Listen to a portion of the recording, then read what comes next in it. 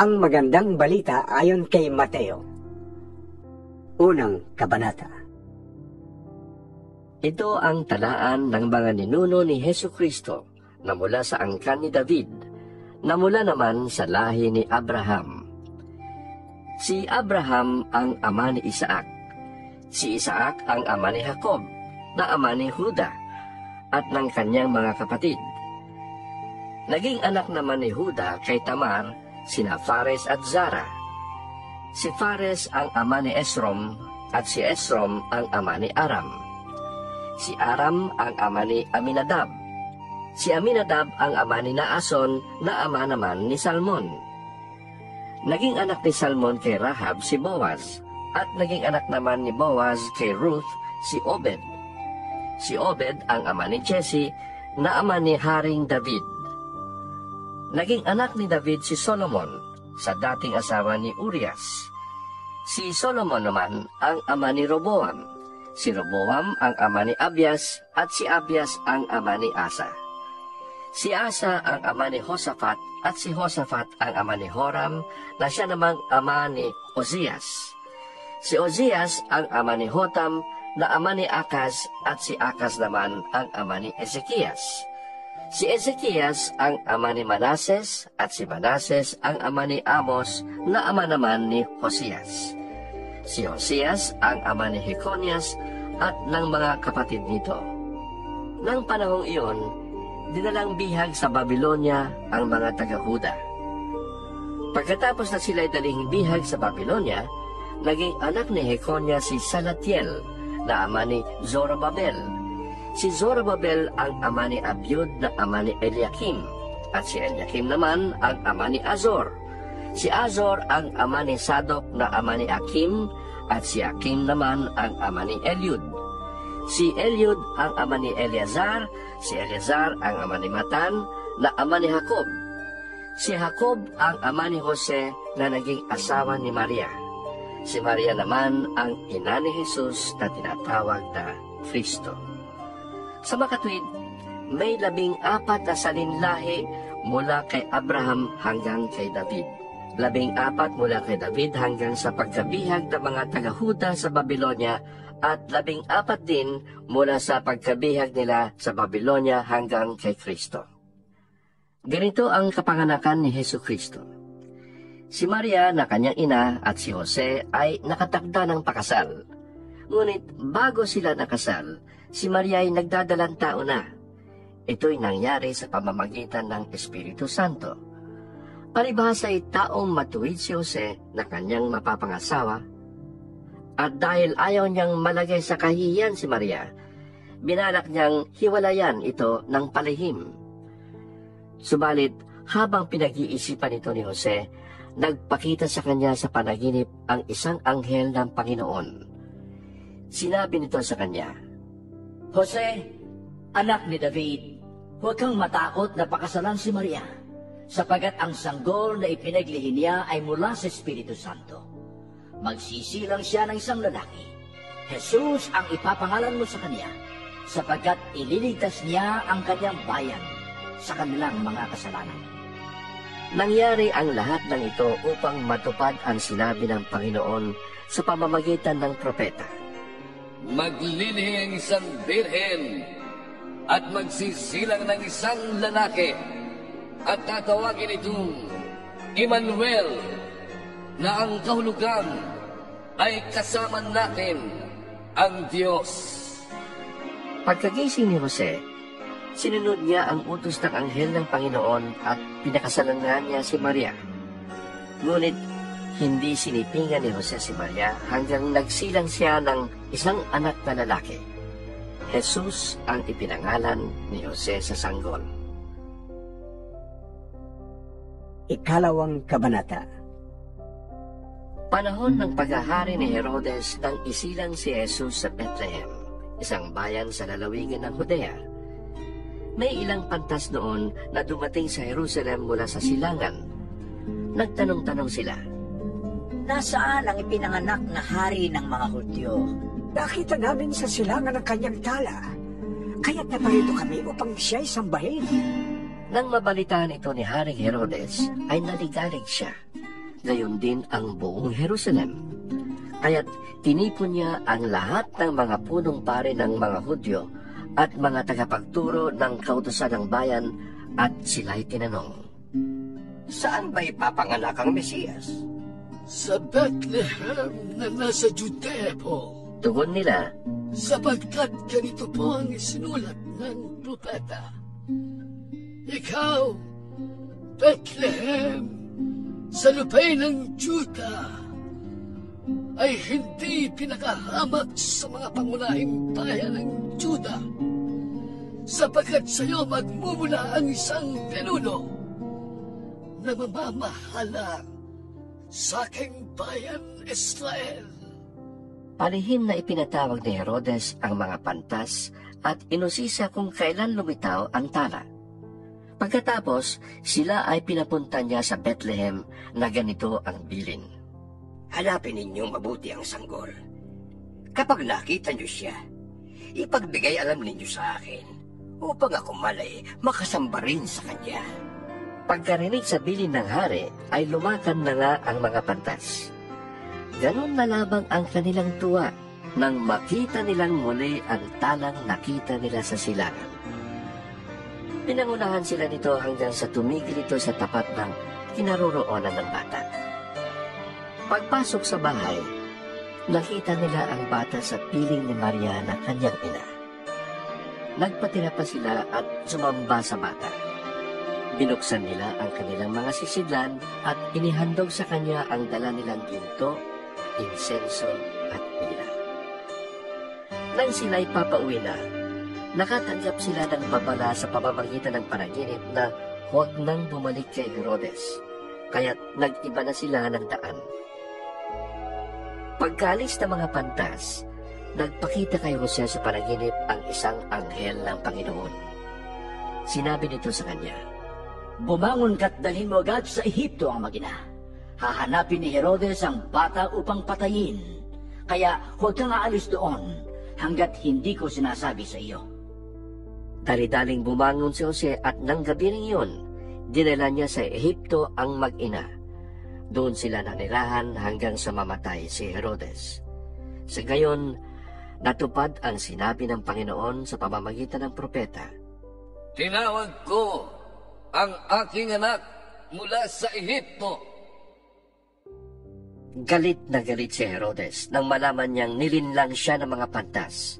Kaya't ipinapatay niya ang lahat ng batang lalaki sa Bethlehem at sa palibot nito mula sa gulang na 2 taon pababa, batay sa panahong sinabi sa kanya ng mga pantas.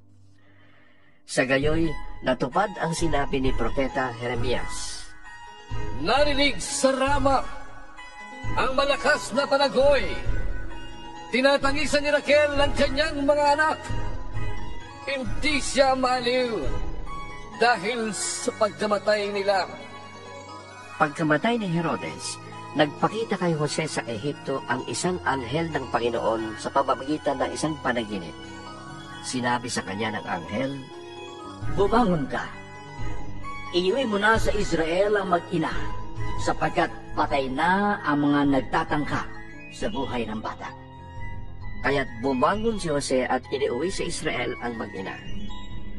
Ngunit nang mabalitaan niyang nakahari sa Judea si Arkelao na anak ni Herodes, natakot siyang pumunta roon. At dahil sinabihan siya sa panaginip, sa Galilea sila tumuloy at doon nanirahan sa bayan ng Nazaret. Sa gayon, natupad ang sinabi ng mga propeta tungkol sa Mesiyas. Siya'y tatawaging Nazareno. 3 Kabanata. Nang mga panahong iyon, dumating si Juan na tagapagbautismo sa ilang ng Judea at nagsimulang mangaral. Ganito ang kanyang sinasabi.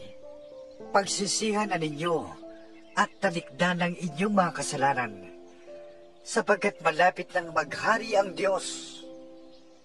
Si Juan ang tinutukoy ni Propeta Isaias nang isulat niya, May isang taong sumisigaw sa ilang, ihanda ninyo ang daranan ng Panginoon. Tuwirin ninyo ang kanyang mga landas. Yari sa balahibo ng kamelyo ang damit ni Juan at balat ng hayop ang kanyang pinakasinturon. Ang kanya namang pagkain ay balang at pulot-puklutan. Dinayo siya ng mga tao mula sa Jerusalem, sa buong Judea at sa magkabilang panig ng Ilog Jordan. Ipinapahayag nila ang kanilang mga kasalanan at sila'y binautismuhan ni Juan sa Ilog Jordan. Nang makita niyang lumalapit din sa kanya ang maraming Pariseo at mga Saduceo upang magpabautismo, sinabi niya sa kanila, Lahi ng mga ulupong!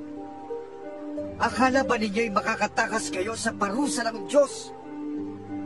Patunayan ninyo sa gawa kung talagang nagsisisi na kayo.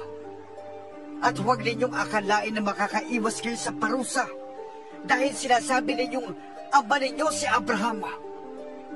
Sinasabi ko sa inyo na kahit sa mga batong ito ay makakalikha ang Diyos ng mga anak para kay Abraham. Nakahanda na ang palakol sa ugat ng mga punong kahoy. Ang bawat punong hindi mabuti ang bunga ay puputulin at itatapon sa apoy.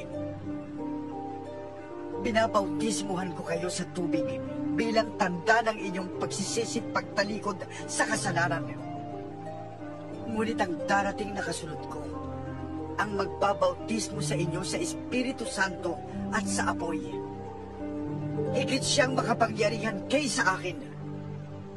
Hindi ako karapat-dapat maging tagadalaman lamang ng kanyang sandalyas. Hawak na niya ang kalaykay upang alisin ang dayami. Titipunin niya sa kamalig ang trigo, ngunit ang ipa'y susunugin sa apoy na di mamamatay kailanman. Dumating si Jesus sa Jordan mula sa Galilea upang magpabautismo kay Juan. Tumutol si Juan, Ako po ang dapat magpabautismo sa inyo. Bakit kayo nagpapabautismo sa akin? Sumagot si Jesus, Hayaan mong ito ang mangyari ngayon, sapagkat nararapat nating tuparin ang lahat ng ipinapagawa ng Diyos. kaya't pumayag na rin si Juan. Nang mabautismohan na si Jesus, agad siyang umahon sa tubig. Nabuksan ang langit at nakita ni Jesus ang Espiritu ng Diyos na bumababang parang isang kalapate at dumapo sa kanya. At isang tinig mula sa langit ang nagsabi, Ito ang minamahal kong anak na lubos kong kinalulugdan. Ika-4 na kabanata. Pagkatapos noon, si Jesus ay dinala ng Espiritu sa ilang upang tuksuhin ng Diablo. Siya ay nag-ayuno sa loob ng 40 araw at 40 gabi, kaya't siya ay nagutom. Dumating ang manunukso at sinabi sa kanya, Kung ikaw ang anak ng Diyos, gawin mong tinapay ang mga batong ito. Ngunit sumagot si Jesus, Nasusulat, hindi sa tinapay lamang nabubuhay ang tao, kundi sa bawat salitang nagmumula sa bibig ng Diyos. Pagkatapos nito, dinala siya ng Diablo sa Jerusalem at pinatayo sa taluktok ng templo. Sinabi nito sa kanya, Kung ikaw ang anak ng Diyos, magpatihulog ka, sapagkat nasusulat, itatagubilin kanya sa kanyang mga anghel at aalalayan kanila sa kanilang mga kamay upang hindi ka matisod sa bato. Sumagot si Jesus, Nasusulat din naman, huwag mong susubukin ang Panginoon mong Diyos. Pagkatapos, dinala siya ng Diablo sa isang napakataas na bundok at ipinakita sa kanya ang lahat ng kaharian sa daigdig at ang kaningningan ng mga ito. At sinabi ng Diablo, Ibibigay ko sa iyo ang lahat ng ito kung luluhod ka at sasamba sa akin. Sumagot si Jesus, Lumayas ka, Satanas, sapagkat nasusulat, ang Panginoon mong Diyos ang siya mong sasambahin at siya lamang ang iyong paglilingkuran. Pagkatapos, iniwan siya ng Diablo. Dumating ang mga anghel at naglingkod sa kanya. Nang mabalitaan ni Jesus na ibinilanggo si Juan, bumalik siya sa Galilea. Ngunit hindi na siya sa Nazaret na nirahan, kundi sa bayan ng Capernaum, na nasa baybayin ng lawa ng Galilea, na sakop ng Zabulon at Neftali. Sa gayon, natupad ang sinabi ni Propeta Isayas. Lupain ng Zabulon at lupain ng Neftali, daan ang papunta sa lawa, sa ibayan ng Jordan, Galilea ng mga Hentil. Ang mga taong nasa kadiliman ay nakakita ng maliwanag na ilaw. Sa mga nakatira sa lilim ng kamatayan ay sumikat ang liwanag. Magmula noon ay nangaral na si Jesus. Sinasabi niya, Pagsisihan ninyo at talikdan ang inyong mga kasalanan, sapagkat malapit nang maghari ang Diyos. minsan, naglalakad si Jesus sa tabi ng lawa ng Galilea. Nakita niyang naghahagis ng lampat sa dagat ang dalawang mangingisda, si Simon na tinatawag ding Pedro at ang kapatid niyang si Andres. Sinabi ni Jesus sa kanila, Sumunod kayo sa akin, at gagawin ko kayong mangingisda ng mga tao. Noon di iniwan nila ang kanilang mga lambat at sumunod kay Jesus. Nagpatuloy siya ng paglalakad at nakita rin niya ang magkapatid na Santiago at Juan, mga anak ni Zebedeo. Sila ay nasa bangka kasama ng kanilang ama at nag-aayos ng lambat. Tinawag din sila ni Jesus. Agad nilang iniwan ang bangka at ang kanilang ama at sumunod kay Jesus. Nilibot ni Jesus ang buong Galilea. Nagtuturo siya sa mga sinagoga at ipinapangaral ang magandang balita tungkol sa paghahari ng Diyos. Pinagagaling din niya ang lahat ng mga may sakit.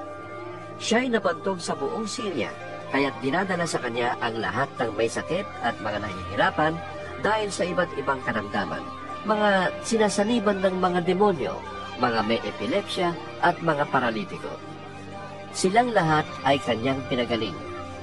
Dahil dito, sinusundan siya ng napakaraming tao buhat sa Galilea, Decapolis, Jerusalem, Judea at maging sa ibayo ng Jordan.